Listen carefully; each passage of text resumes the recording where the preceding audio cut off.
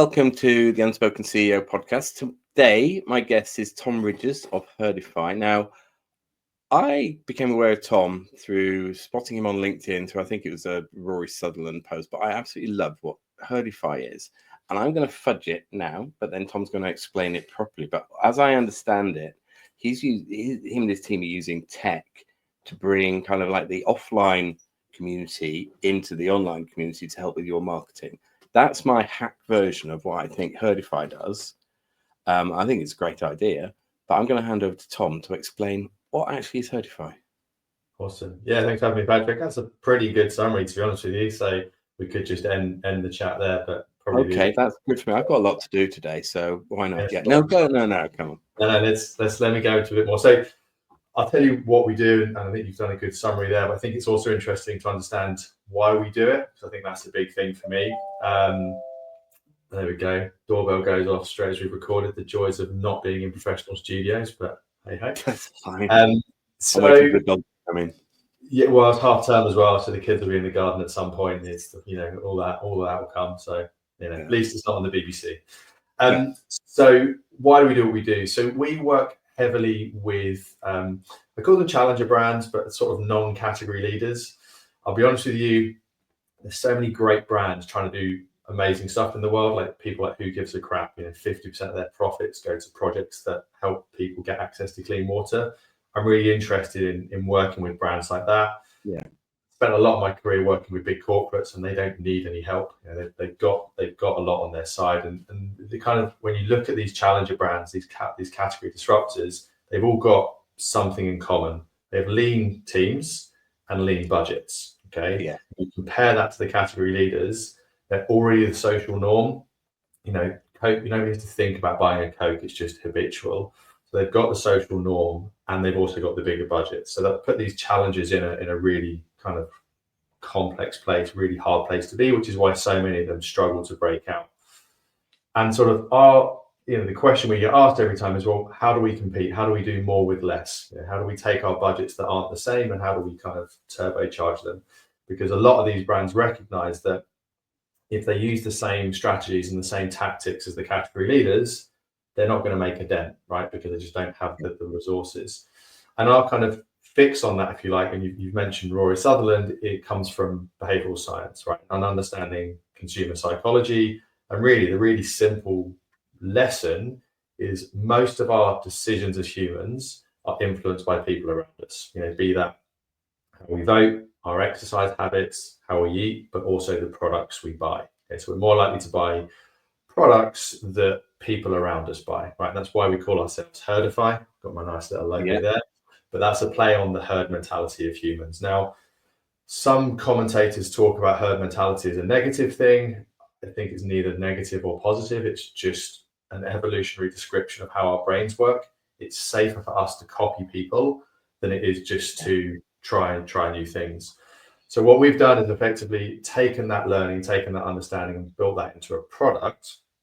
And what we're able to do is detect offline community. And what we mean by that is, when I'm at the school gate, I might see a pair of, branded trainers on one of the dads. When I'm in the gym, I might see the same brand. All of these subconscious things increase my propensity to buy that brand, right, within my community.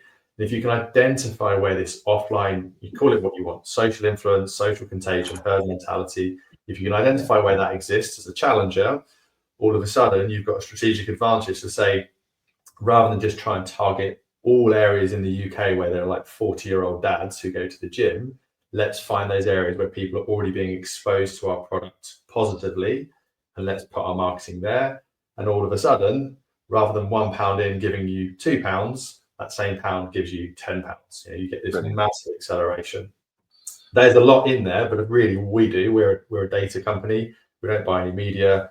So we work with the brands, we take their first party data, it's fully GDPR compliant. Appreciate data at the moment is a bit contentious with some of what's going on with M&S and the likes, but we're much cleaner than that.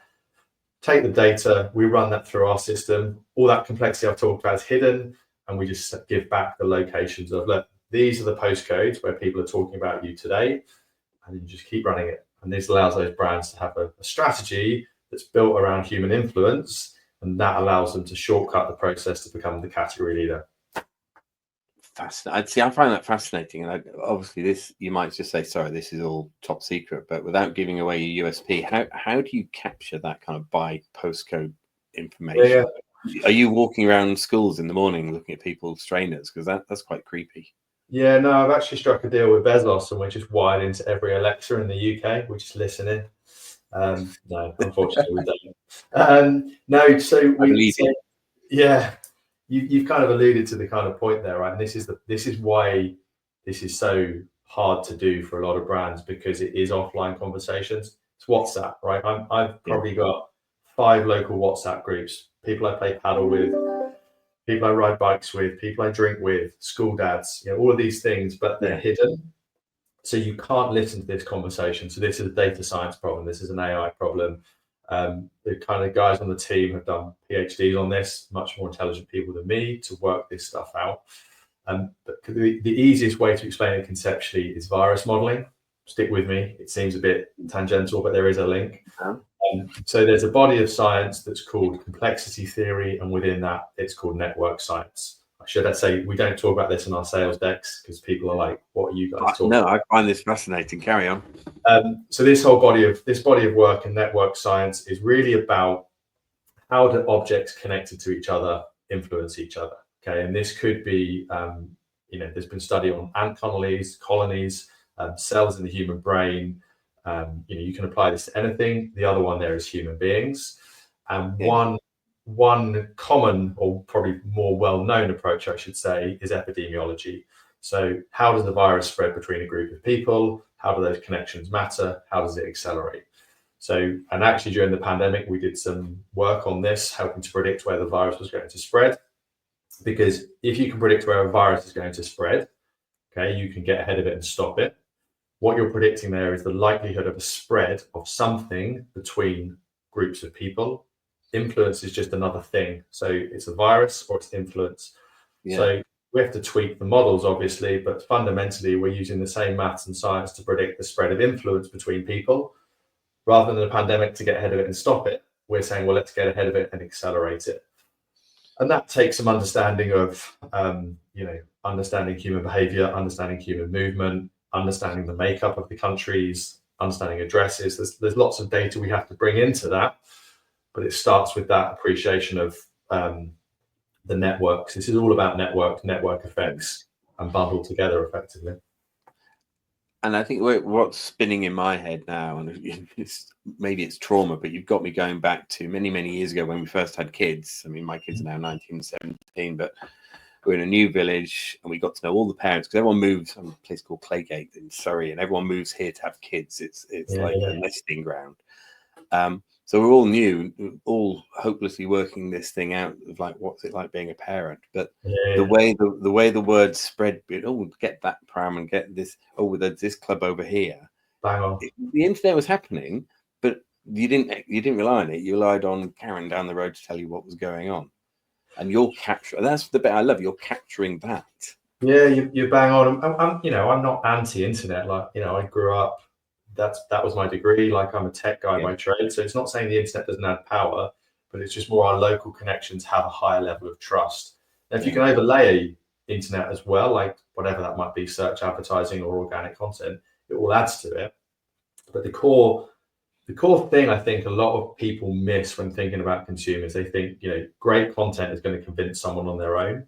But actually, about 6% of us, maybe 6 to 8%, are individually motivated. So we see something rational and go, that's cool, I'll buy it.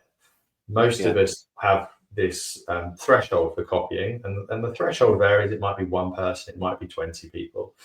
But actually, we need to see multiple examples of this. So where an online ad might work really well is you're in the village, you've spoken to 3 or 4 parents, and they've all recommended the same pram. Same with us, right? We didn't choose our pram. Our friends chose their prams and we copied them. But then you see something online and it's that mental, like, that's the pram that I'm meant to buy, right? And it's that nudge over because you've already had that positive influence offline, okay? And that's the thing. I think a lot of people, they look at their advertising and go, well, we're targeting these demographics or interest-based audiences. It's working really well over here, but not here. and they're sort of missing that underlying context of what's going on in the real world. And I think that's the bit that's super powerful. And you mentioned Rory at the top of the call. He always just explains this from an evolutionary point of view. If there's a bunch of people over in the corner eating red berries, right? If you copy them, you're less likely to die. And I sort of modify this a bit and talk about the modern world. Like, that bush could be 100 meters away, surrounded by people. There's a new bush next to me, right? Literally next to me. It's bigger. It's got juicier blueberries. There's hundreds of them, but nobody's eating them. That's the modern day challenger brand saying, I've got a better product, cheaper, faster, better, whatever it is. But if I'm not seeing anyone doing it, eating that berry is maybe leads to death. And the point being is, a lot of people believe as humans we try and optimize for the best situation for ourselves, but actually psychologically we're trying to reduce risk. Okay, so even though these berries might not be as juicy, they might not be the best, I'm less likely to die. And that's that evolutionary piece, which has been around for millions of years. So just because we've had the internet for 30, 40 years to advertise through, we haven't been able to change how the brain works. And that's the piece where a lot of people are missing. And that's the opportunity for people that understand how these networks can benefit you. Excellent. You've got two things there. So you must know the Dancing Man video. Of course, yeah. And the amount of people I show it to, what I find amazing is the people that just don't know about it. And it's so simple. If you don't, go search. I think it's on TEDx or it's a TED Talk, but it's available in many ways. There's a man dancing in a field, and what happens in the next 3 minutes is it'll blow your mind. I'm also having great ideas for my business as you're talking, because I've got, like you, I'm newer. I've got a startup, and we're starting to look for customers, and it's about thinking differently, because somebody's already doing everything, but they're not. We're doing something very different. Oh, but somebody's doing something like no, and it's trying to get through that. So thank you for that. I've got ideas spinning. No, it's like I'm quite open with this. Like, there's two sides of what we do. Like, obviously, we have a product that's built around the sides that we talk about. I'm actually just passionate about getting people to understand how powerful these networks are. Like, you can do this stuff without us, or you can at least use the thinking. We've got lots of benefits for it, but actually just understanding how powerful they are. And like, if you look at how Facebook's grew, you look at how Twitter grew, you look at Uber, you look at Airbnb, all of the biggest tech companies in the world grew using this principle. And I always find this funny, right? Because if I've got let's just say I start Tom's Cow t-shirts tomorrow, right? And which is brilliant. Let's get that in there. It's the next $1 billion business, but that's tomorrow's business. Now, the advice would be, right, who's your target audience? So I'm going to say, well, it's dads in their 40s, right? So I go on to Meta and I find a target audience of men interested in funny pun-based t-shirts in their 40s, and I build that audience and try and saturate it. Now, we actually look at how Meta grew, or Facebook as they were when they started. They built a tool for college students, right? And what Mark Zuckerberg didn't do was go and try and find every college student across North America, right? He knew the power was in the connectivity of those students, right? Now, part of that was because he had a product that way, but it also shows what we're talking about here. So he focused heavily on the offline networks of one college, Harvard, okay? And all these people were inviting their friends from all over North America. He didn't let anyone else join, because he knew that one person joining in a college would, a different college would log on, have a bad experience and leave. He knew the power of the offline networks. And they just jumped from offline community to offline community to offline community. And it spread. Okay. And it was the same with Twitter, same with Uber. All of these companies used this. And what we're saying is, if I'm going to launch a t-shirt company, I live in a place called Marlow. I'd probably go heavy in Marlow to set my seeds, and then follow where the communities spring up. The virus spread. Yeah. Precisely. And then just track it. Like, where is it spreading to? Where's it spreading to? Where's it likely to spread to next? And you can just be more strategic about it, because in this world of so much data, how do you build a strategy that isn't just a Me Too strategy that says, well, we're going to sell our audience to those people, dump loads of money in the media channels? It's like, you should own that audience, the most strategic asset you have as a business. Own your audience, own that spread, And then the media channels become a tool to activate that as opposed to dictating what you're trying to do. Cool. And I do want a cow t-shirt, though I'd be worried that you'd be following me around Marlow if I wore it. Probably. We have special ones here. These ones are also branded. Absolutely love it. That's made my day. Always. With a number on the back. No. So why did you do it then? So you used to be grown up. You used to have a job and a boss and a bonus and an annual review that was always disappointing, and this salary that paid for your mortgage, like me. Yeah. What made you jump? Oh, that's a complex question. That's a complex answer, I should say. Number of things, to be honest with you. I guess looking back, I've always had an interest in sort of doing my own thing, but never really had the confidence to do it. In fact, I always just thought people that start businesses are kind of clever people, and that's not me, and I don't have that. Like, I'm naturally introverted, so I'm a tech guy, I'm introverted, so I thought, no, to do that stuff, you've got to be a bolshy sales guy, extroverted to do that. And that was a lot of the narrative at the time, so I sort of didn't have that confidence to do it. And then I finally got to probably my dream company. Like, I've worked in lots of tech companies and always wanted to work for Microsoft because I'm a big fan of theirs, which is controversial because I know they get a lot of slating. They're a bit Marmite, but I finally got a job there, a strategy job, great job on paper, loved it. But then the kids came along and I sort of had that itch to think, well, I don't want to be spending too much time on planes, but also if I don't do this now, then I'm never going to do it. And there was a little bit, and it sounds super cheesy, but kind of wanted my kids to be able to grow up and do their own thing. And it's, how can I be working in a kind of corporate job, not being at home and saying to them, go and try your own thing, go and do what you want to do. Yeah. Because they copy. So it kind of gave me the urge. It kind of coincided as well with how I got into this whole human behavior side. A few years earlier, actually, just before joining, I was in Paris with my now wife, I think girlfriend at the time, maybe fiance, and I got off the metro by the catacombs. Was really hungry. I get hangry. My wife used to carry cereal bars around, just stick them in my mouth, just because she knows what I'm like. So got off the metro, off the tube, looked for a restaurant, and there's 100 restaurants within a 5-mile radius that all had 5 stars. And my head went, that's ridiculous, because McDonald's had a 5-star and some lovely little bakery had a 5-star. And I'm like, I have nothing against people that rate McDonald's 5 stars. They're just different to me, right? Yeah. And my point being is, I need a way to filter this by people who are similar to me. Give me. I know my top 100 restaurants in the UK. So if I give all of those top restaurants, I want to know the other people who like those restaurants, where would they eat around here? Because all of a sudden, 1,000 restaurants goes to 20. And that led me on a journey to build that product. Wasn't very successful in terms of I couldn't raise some money for it. But it sort of led me into this understanding or interest really about why we make decisions and how, and how kind of people around us influence our decision.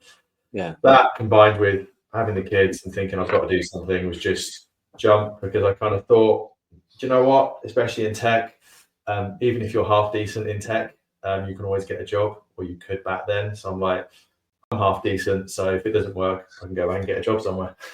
Yeah. Well done, because it's such a hard leap, and longer journey for me. I think I jumped when I was 52. I'm 55 now, and it's kind of like I was ready, and it took me that long to go through the corporate cycle and get to the point. And Deloitte was great for me because I actually learned about me, as opposed to, say, if I thought back to when I worked very senior job at HSBC, I worked for HSBC. Deloitte actually lets you experience who you are, and I kind of got to the point of thinking, I want more than this. Mm-hmm. And I will say, Microsoft is brilliant. I'm old enough to know that it was the company we all hated. I programmed in C and I was on Unix and avoided Microsoft, and it's the devil. But no, actually, it's a really good product. Their sustainability, their pledge is to pay back all of their carbon, not just to be carbon neutral, but they want to pay back their lifetime of carbon since they started the company. So they're just almost too easy to criticize. But Yeah, I've turned from the dark side. I like them.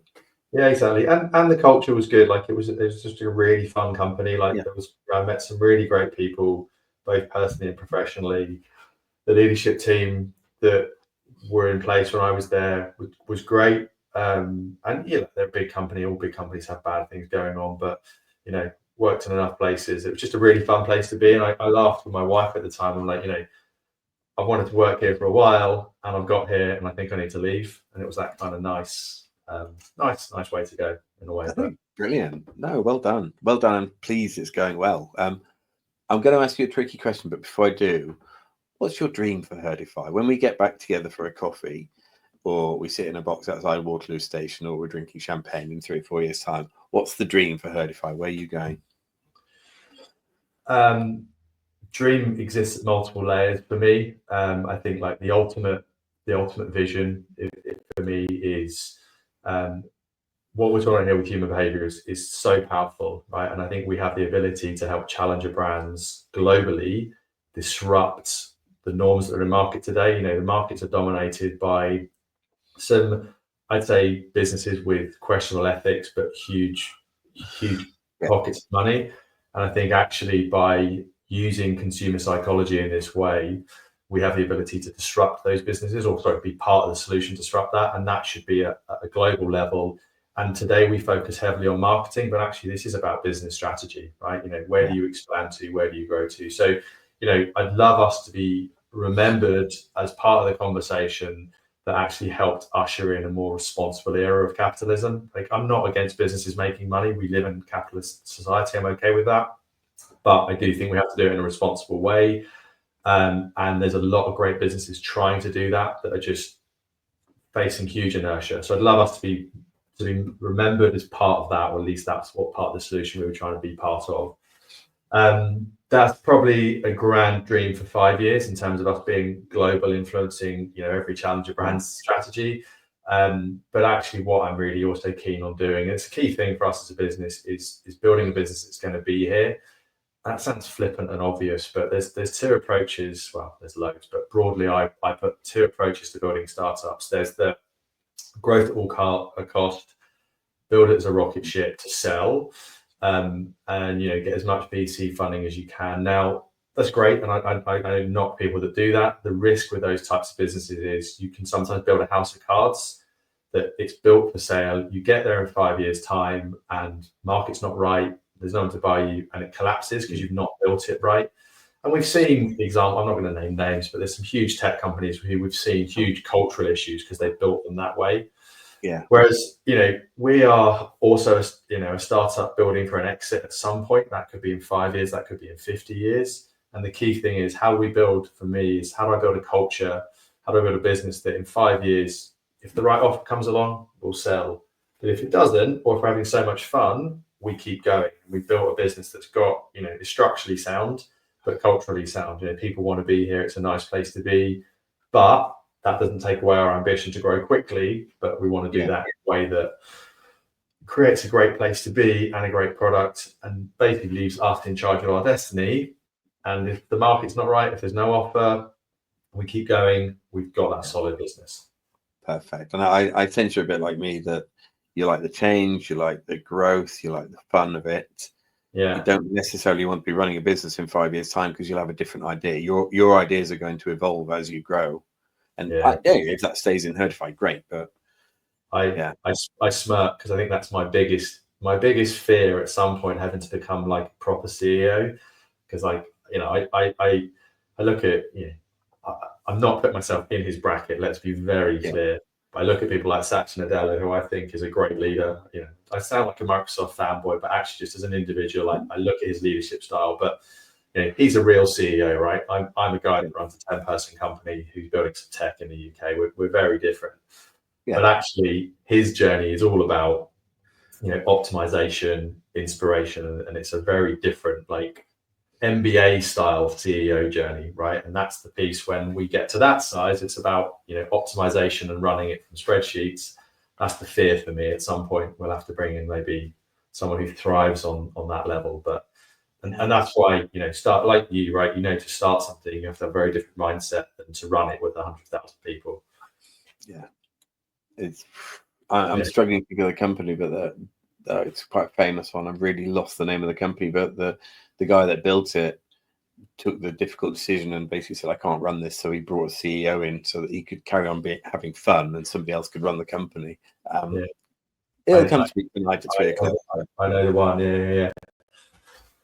Right. So tricky stuff. So you've been doing a startup for 3 years, turning up all over media saying how great it is. But during that time, you must have had some difficult times when you've had to turn up and do the old swan of everything's nice and calm above water, but you're kicking your feet underneath.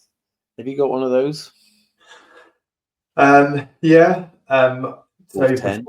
There's which one do you pick? Like there was one. Well, so before we set up what we're doing now, I was actually part of a data analytics consultancy I co-founded with a bunch of people, and that was some of the concepts of this we were working on in there, and I sort of wanted to build that out as a product. So long story short, I decided to buy the IP out of that business and move. But never with this stuff, it's never easy, right? So there was 6 months of legal wranglings, which were pretty stressful, if I'm honest with you. But at the same time, we brought people across. We were trying to launch. I'm trying to go out there and put the brave face on this product we're about to bring to market. We've got to bring to market. But at the same time, trying to deal with that as well, because that was enough on its own to try and deal with, if you like. And it taught me, it was quite a good, being a bit too vulnerable here, but it's quite a good learning experience for me on my internal stress markers, because I realized, this sounds like such an old man thing to do, but thing I'd never do in my 20s. But I squeegee the shower, right, when I get out of it, because I get the watermarks really annoy me. And I realized that at my high points of stress, I stopped squeegeeing the shower because I'm trying to rush to the next job. I don't even give myself time to finish my shower routine. Wow. And it was that realization of, whoa, hang on, why am I not doing that? That inward reflection of, okay, I'm so anxious to crack on with the day to solve all of these things that I'm not letting myself finish here.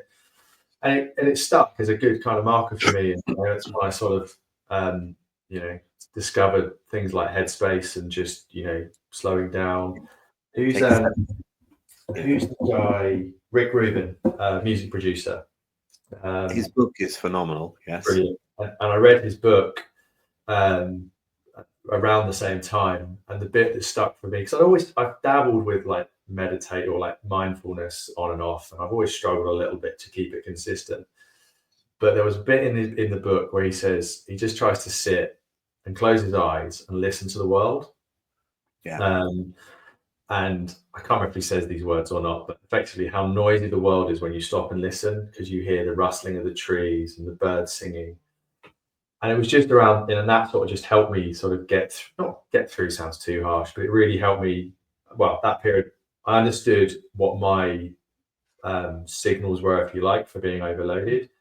But just getting a coffee in the morning, sitting outside, shutting my eyes for 5 minutes, listening to the world and enjoying a coffee, helped me realize if I slow down, I can still get as much achieved. I just do it in hopefully a more mindful manner. Now, that makes me sound very zen, and my wife would probably disagree, and a lot of people in the office would disagree, but they're the things that I sort of started to bring in to help me realize when I'm in those areas and how I can smooth them out. Yeah, I don't think it makes you sound very zen. Back in the old days, yes, we'd all say you're a bit weird, but there's so much evidence now that mindfulness is helpful in, it's physically helpful. Doctors are prescribing it now. I have a similar one where my wife gave me this app because she's very much into yoga. Can't remember the name of it, but it has various sounds. So by a stream or in the woods, and I was sat trying to meditate because I've got a busy brain, and very much the same as you. I've gone through that journey of like, take some time to calm it down. And I was listening to this thing in the garden, thinking, oh my God, yeah, this is just so calm with my eyes closed. And then it's almost a Rick Rubin moment. I kind of realized I hadn't pressed play. Nice. I was listening to my own garden, like, oh wow, I could sell this. Yeah. But it's so calming, and it's hard to do because we're busy. But actually, if you take that 10 minutes out of your day or more, you'll probably achieve much more in the day. You'll be much more efficient. And we all know people from our work past that were just running around like headless chickens and getting nothing done. Yeah, and what I love about what you said there, and it kind of matches with what I was trying to do, is why I always struggled with the Headspace stuff. I used Headspace, the app, I used Calm, but it was still app driven. And a lot of the modern world for me is like, how do you clear some, like, we know the dopamine fix, like my phone is within arm's reach, right? There's plenty of research that shows even if your phone is in the bag by your feet, your brain knows it's there. So it's still having a dopamine, like, addiction session. So you want your phone miles away. And I was always like, well, I'm trying to do this calming thing for my brain, but I'm using one of the things that is the worst for it. And like you just said there, sitting in the garden, listening to your garden. Like when I read that thing from Rick Rubin, I'm like, we have the tools ourselves. We don't need apps to help. Like just listen. Like if you live in a city or you live in the desert or you live in the forest, like there's just noise that you can listen to and tune into. And it's just great. You don't need a device to do it. And I thought when you said that, that's great because it's for me. Well, I'm going to say something. I think this is going to terrify you. But next time you go on a bike ride, don't turn Strava on. Do you know what? Yeah, I'll take that challenge because I was the same. Everyone jokes, but we say it in jest. It doesn't count unless it's on Strava. Exactly. It's on Strava. So yeah. And me thinking, I leave my phone when I do these. I leave my phone out. There's the old cord lock. I leave it outside to get it out of my mind. While we've been talking, I keep looking down at it, and I've turned it over because something flashed. But we are locked to them. Yeah. And there's helpful stuff on there. I found an app that actually helped me quit drinking, and I love that. It's almost like Herdify. What you're doing is for the sake of good. Use the herd for good. This was an app that used dopamine and gamification and tricked me into, I don't need to drink, so I don't drink. And I've never wanted to drink since playing with this little app. Reframe if anyone wants it. But there's all sorts of things that everything wants to send you a notification. Everything wants to send you a nudge. Like, get out of my life. I haven't got time. Yeah. And I'm, again, I'm not against them. Like they're hugely useful, but at the same time, for the right thing, like go and enjoy a bike ride for the sake of being on a bike ride. Like, I'm not a professional athlete. So actually my time isn't that important apart from my own ego, which actually just being out and enjoying the ride and listening. Like there's been plenty of successful athletes and healthy people before we had to track everything. So what's his face yelling has a brilliant book called Running in the Mid Pack, because unless you're winning or you're walking at the back, you're in the mid pack. And we're all in the mid pack. I always have that within any people that play local sport and have too much ego about it. I'm like, look, if you're competing for the number one spot, but all you're basically telling me is you're the top of your current group, like just move up to the next group and then you'll be in the middle again. Like, and we're all in that middle bit until we're right. Unless we're competing for world number one, there's always someone better than you, right? Just accept that. Be a bit more humble about it. I'm the best striker in the Dad's Marlow 5-a-side football League 2. Yeah. So what? Cool. Well done. Right. 3 things. That's the next one. I want to know 3 things that people don't know about you that you don't necessarily share with people in your team or at work. Mm-hmm. So I think it's fairly well known, or I talk at least enough about that I'm big into bikes. We've obviously talked about it here, but what people don't know is I'm actually a failed bike racer. So my sport of choice is downhill mountain biking. So for those that don't know it, it's effectively like downhill skiing. You get a lift to the top of the mountain and you race down the hill. So none of this silly pedaling uphill malarkey. That's psychotic, but yes. Yeah. When I was 18, 19, I wasn't probably the best at school. Super into my bikes. My goal, all my mates went off to uni, and I was like, no, I'm going to become a professional downhill racer. That's what I was going to do. So I quit education to go and do that. Long story short, I did it for a year and realized I wasn't good enough. And it was one of those. I did it. I did the racing, and and it was just one of those. I just had that realize that the guys that do it really well have this weird thing in their head where they just can switch off from the high risk stuff. And I I'm quite tolerant of risk, but didn't just have their level. And I think I realized that I'm never going to be competitive at this sport. So it was like tail between the legs, told everyone, that was going to be my job. And then backtracked and went and did a computing degree instead. So when, Not a bad one though.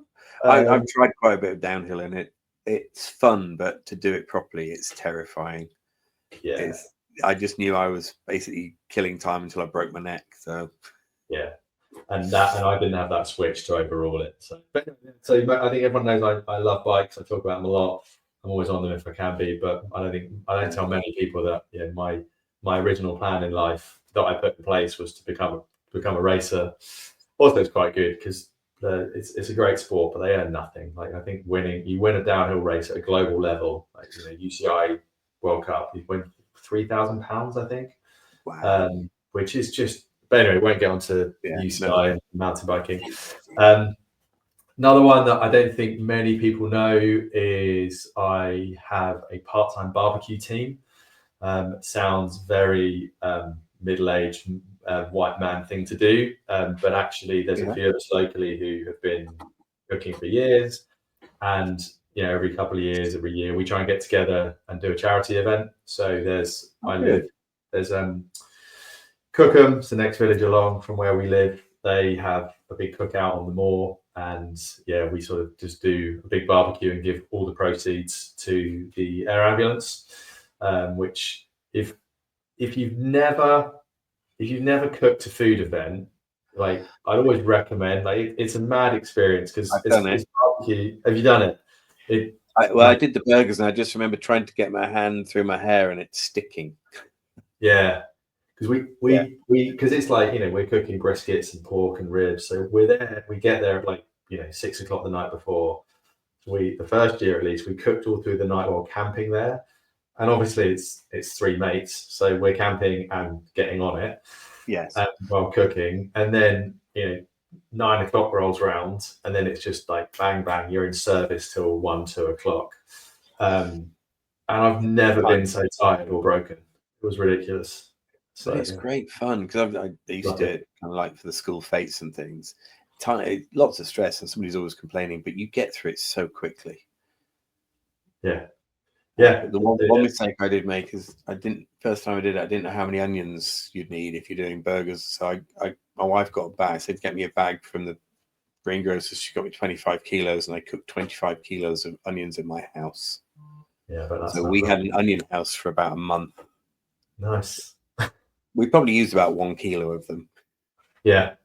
I hope you like onion soup. Whenever you come around, I'll give you some onion soup. We've got some. I love onion soup, to be fair. Yeah. I think they're probably the big things that people don't know about me, to be honest with you. I said 3. I'm struggling with I've obviously got the usual silly ones, but I like the fact you're a master chef.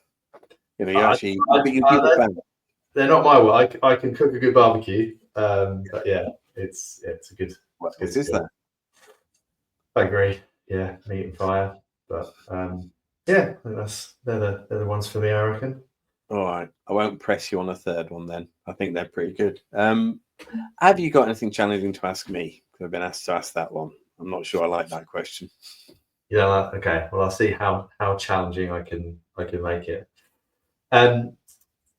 I guess the thing for me is you speak to lots of CEOs. I know that this is relatively new, but you speak to lots of interesting people. And I think the obvious question is, what's the good thing that you hear from them? I think that's what people often ask. I'm more interested to hear the other side of it. Like, what are the kind of common issues you hear about? Like the negative sides of these roles and bits that you hear about. That is a really good, difficult question, because what I personally do, I get behind what's going on. Mm-hmm. So nothing turns me off quicker than someone talking about EBITDA.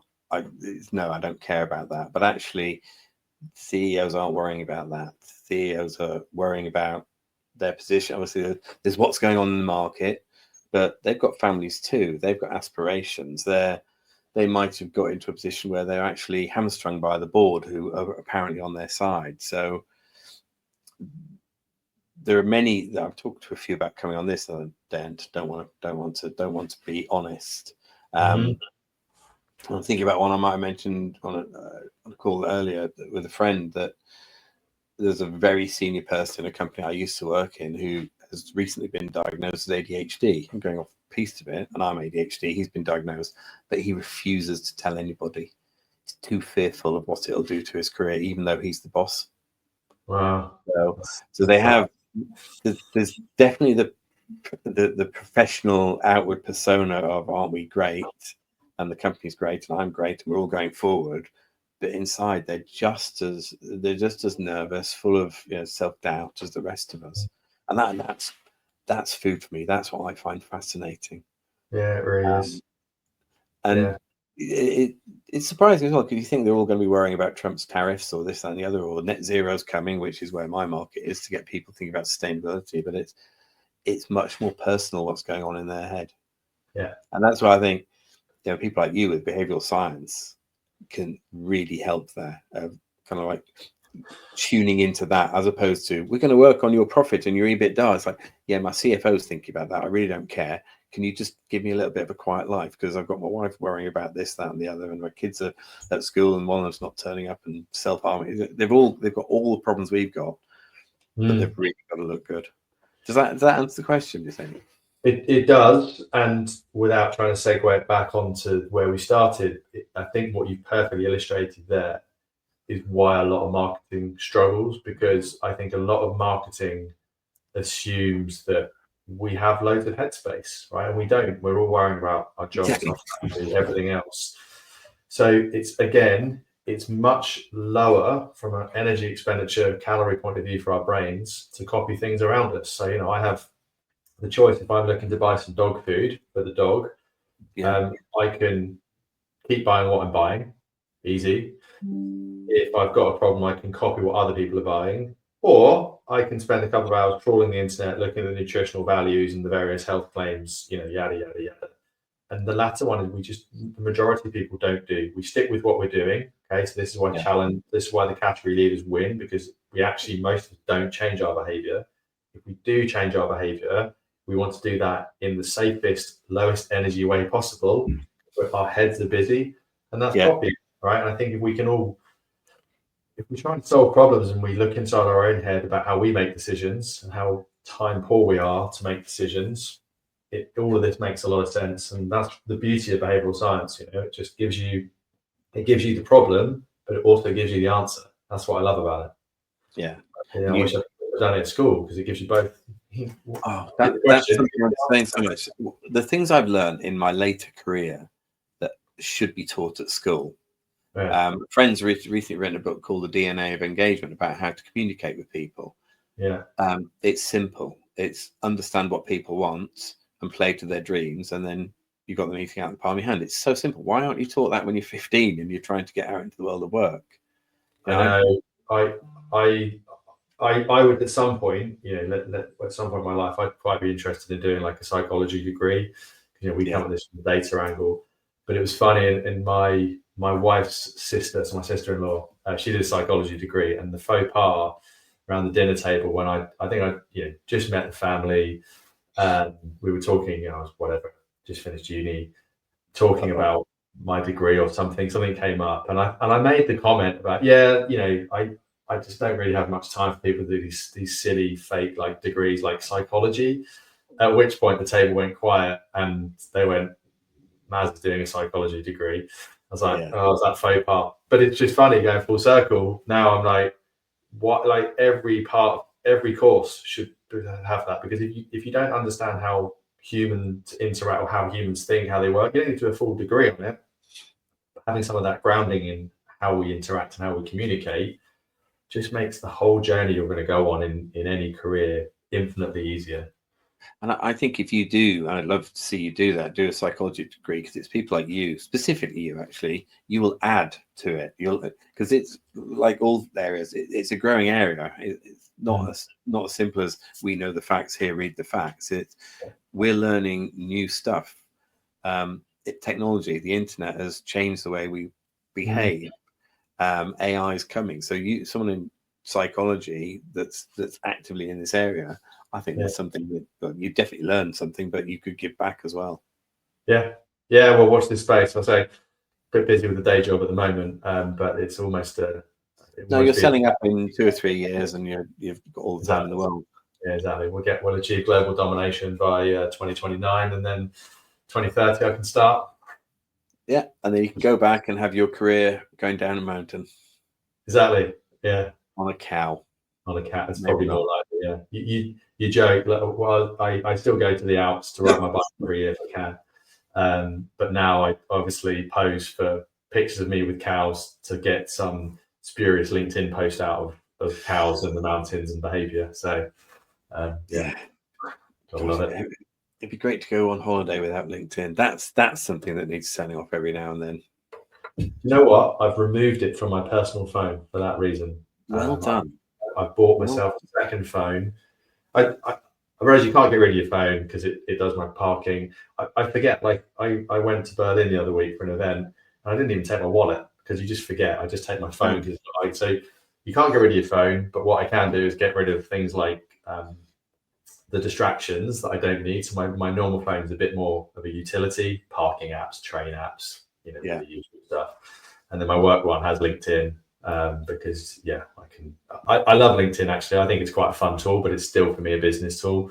And if I'm, it's the board swipe when I'm in a ski lift with my mates going up the mountain with a bike. I'm like, I shouldn't be on LinkedIn right now. I should be enjoying this. Yes. Yeah, so, not taking a picture of this to put on LinkedIn. Precisely. So I think wrap it up in a second, but just before we do, who are you looking for in Herdify? Who are the people that you are? Are you absolutely swamped and you don't want people to call you, or who do you want to get in touch? No, I'd love to get a business to the stage where we didn't need customers, but no, like everyone, we're definitely up for customers. So we look to work with UK-based challenger brands. That's quite broad. Like we kind of look at people who've hit their 20 million revenue up, the ones who have plowed money into Meta and it's sort of seeing a diminishing return, up to those sort of 500 million. So they're not category leaders, but they can be quite big businesses who sell something directly to consumer, right? So food subscription boxes, D2C brands, insurance, finance. So we don't work with FMCG brands because of the first party data. And then really the key there is, and what the problem they're struggling with is the more for less problem, that their budget isn't increasing, but their targets are, and they're seeing diminishing returns. We often hear people they've got gaps in terms of what they're getting, what they're able to achieve, and what the expectation is. And it's people who are sitting there going, we need to do something different. If we keep doing what we've always done, we're going to get what we've always got. One of my favorite phrases. It's people who are struggling with that issue who say, what can we do? And that's where we say, well, look, our blend of behavioral science and AI, and we're nice people, can help close that gap for you. So, and alongside that, we work then with their media agency. So I say we don't buy any media. We're just here to help with the strategy.